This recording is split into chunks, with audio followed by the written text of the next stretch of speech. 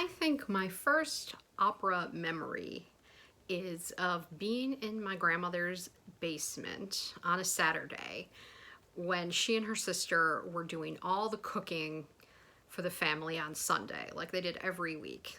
There was the roast beefs and the macaroni and sauce, all the Italian American favorites, and they would have the opera on. They were not people who I ever knew of them going to the opera, but on Saturdays when they did the cooking, they always had on the radio opera broadcast. And I distinctly remember from the age of real small, Peter Allen's voice doing all the, the intros, the outros, the interviews.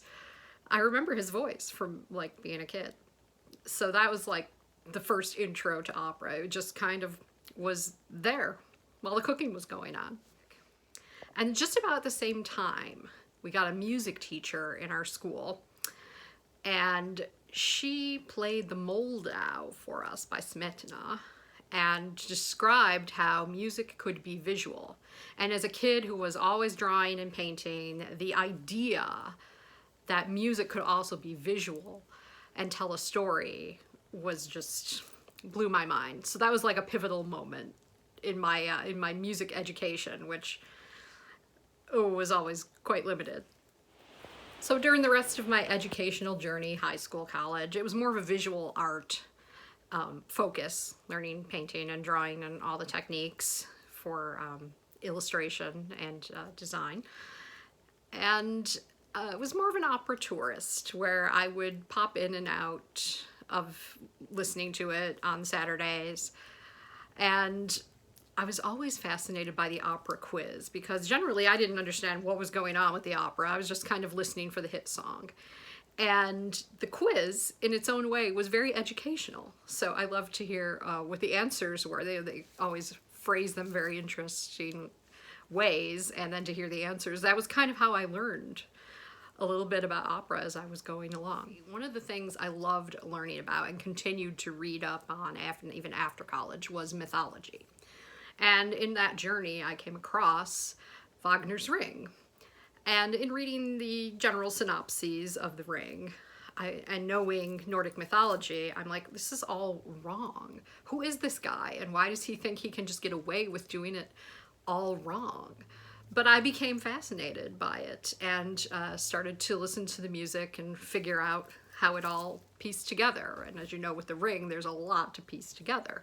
But it became a bit of an obsession just to find out, what was really supposed to happen in mythology and what Wagner decided was more important to do his way. So the Ring was an early obsession on my opera journey.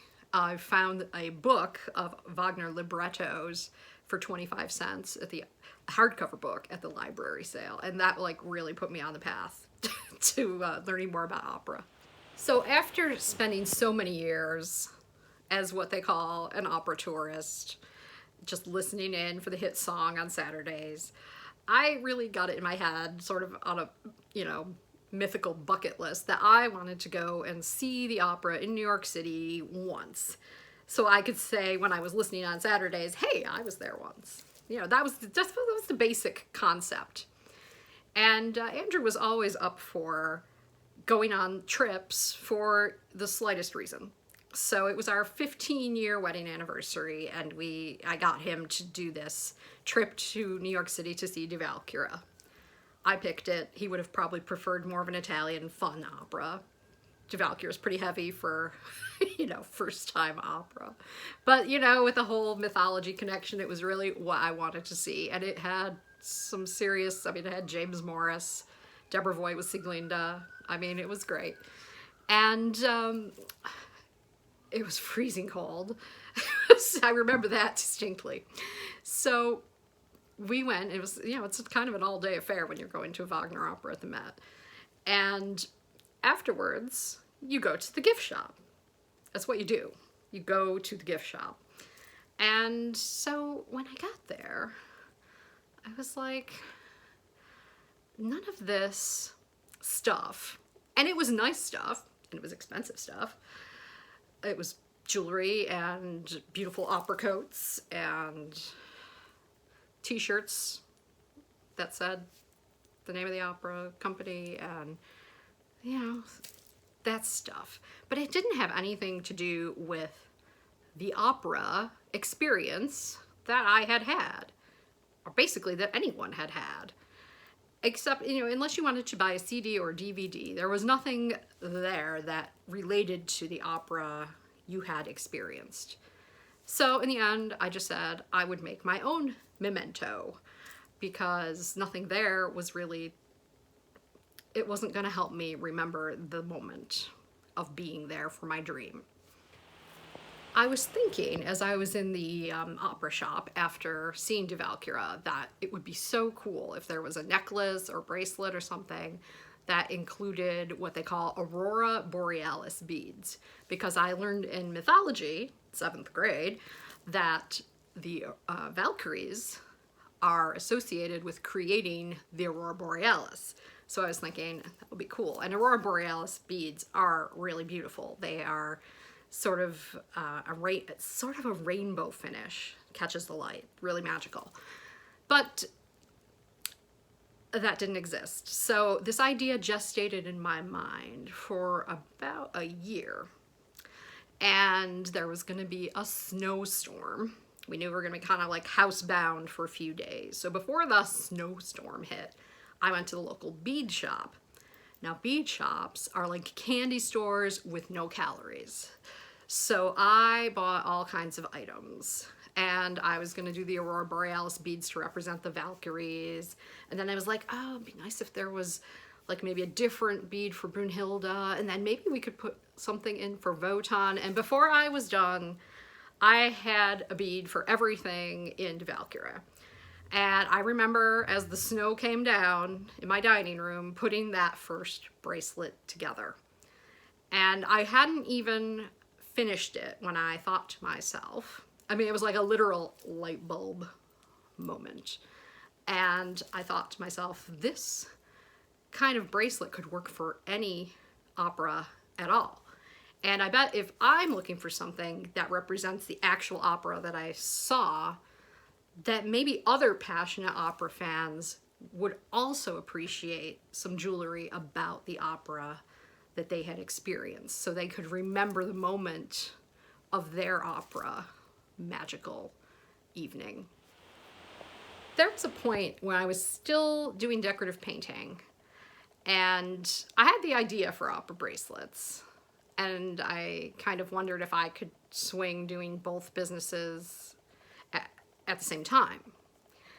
And I had this job doing a faux finish. It was a vast space. And I, at that point, worked alone. I did not have like a painting assistant or anything. And I had, it was like a multi-day project. And on this Saturday, so I'm still there on a Saturday, it was not a pleasant project. And I have wrist braces on both hands. And I can barely move my hands, and I'm supposed to be painting this faux finish. Meanwhile, I'm popping up and down this ladder 1,000 times. I can feel it in my knees, I can feel it in my ankles, I can feel it in my hips. That painting is not going to be a viable future for me. And as I'm painting this faux finish, miserable faux finish, I'm listening on my headphones to Madama Butterfly.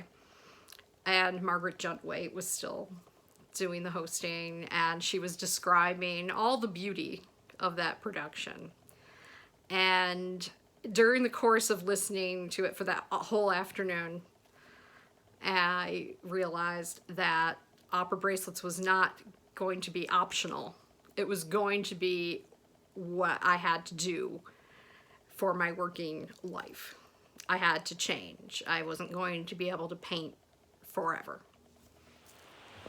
We launched opera bracelets in 2010 with a shipment of bracelets to all the women singing in the Los Angeles ring cycle. And they were thrilled by the receipt of this gift of bracelets that came to everybody all at once, representing the operas that they were singing in. So everybody didn't get everything.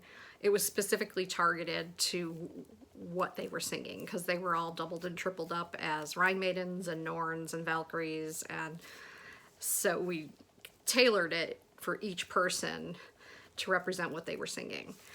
And we got all kinds of thank you notes. It was really a great launch. And then we held our breath, because will we get any sales from this? Will the word spread that we exist? And we held our breath basically for a month, which, I mean, maybe that's a short period of time, but it seems long when you're doing it. And you're like, is this really going, all this effort going to pay off? So a month later, we got our first sale. And I have no idea who that person was. It's not like it was like our neighbor or my cousin, or, you know, how a lot of businesses start that way with their, you know, someone they know. But it was someone we did not know, who could only have heard about it in some connection to the girls at the Los Angeles Ring. And it was a Madama Butterfly bracelet. That was our very first sale. During the course of these 10 years of opera bracelets, we have met people from all over the world. We have sold bracelets to people in every state of the Union and 20 different countries. And we've had customers from all kinds of backgrounds. We have had singers, we have had teachers, we have had professors and lawyers and students, and just the world of opera reaches so many more people than you know. And it touches them in amazing ways. If you're an opera fan, you know this, that opera really can change your life. And people do want to stay connected to their opera memories and their beloved opera stories. And we are pleased to be able to help them with that through meaningful handmade jewelry. As we entered our 10th year of business, the pandemic hit. And what a time for opera, with everything in the world just being canceled in a matter of a week. It just really seemed like an apocalypse.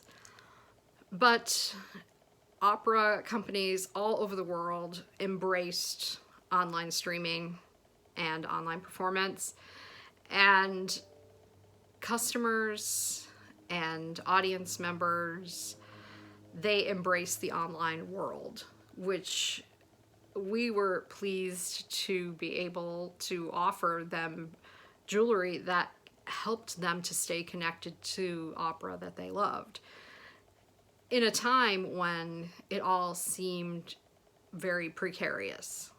Would opera be back? We still wonder if opera will be back, but opera jewelry is keeping people connected in the same way that opera companies are keeping people connected by offering what they can online during this time.